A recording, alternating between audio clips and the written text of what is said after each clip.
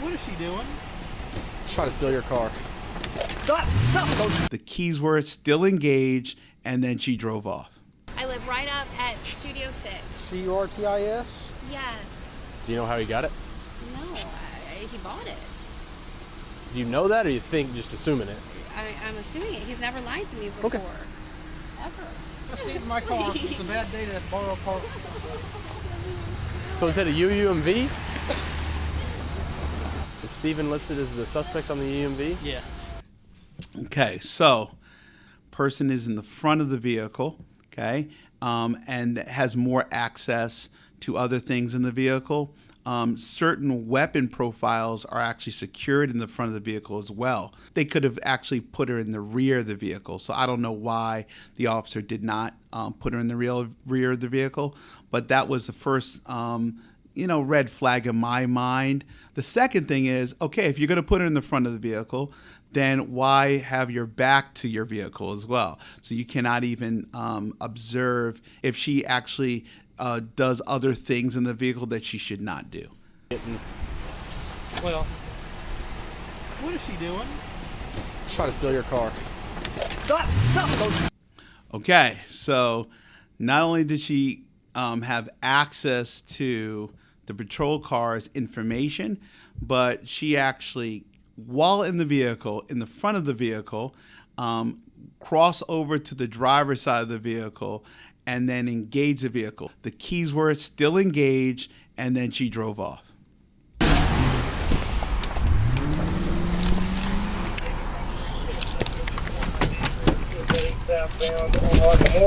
Notice that his partner had his vehicle locked, and so he had to actually use his keys to actually get into his vehicle.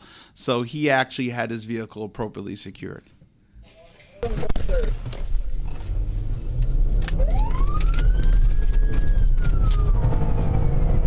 David 104, still Memorial.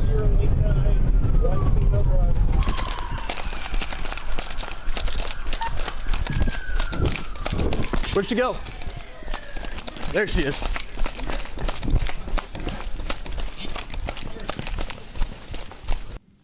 Just want to make a point that some people think of the public that because you're cuffed, you're actually subdued. Okay, so just think about what has occurred with this young lady being cuffed behind her hands.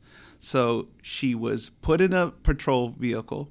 She then went over the console of a police vehicle. She then engaged the car with her hands behind her back, okay?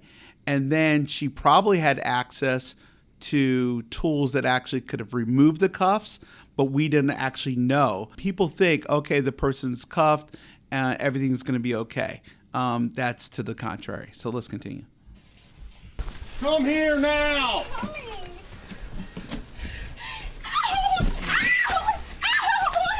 Get on the ground! Okay, so when she was on top of the stairs, you notice that her hands were in front of her. Okay, so how did she get her hands in front of her? We don't know. I'm just assuming that she's either double jointed or that while in the vehicle, she actually put her hands below her rear and then slipped her feet behind the cuffs. She did all of this while cuffed. Okay. Put your hands over your head. Put your hands over your head. Now he did got on a stolen vehicle for sure. All right, stand up.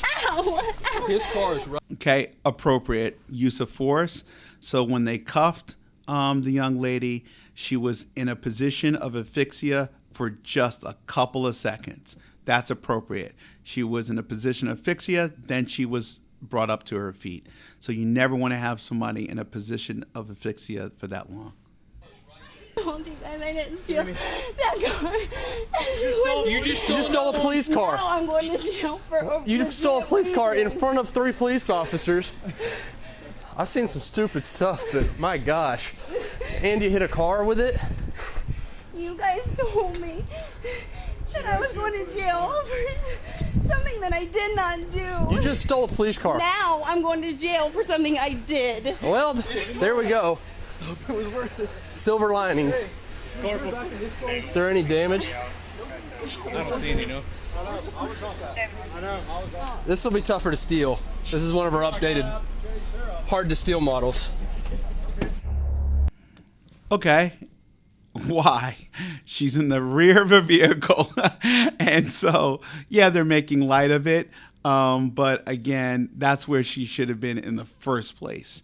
And so she deserves to be in jail.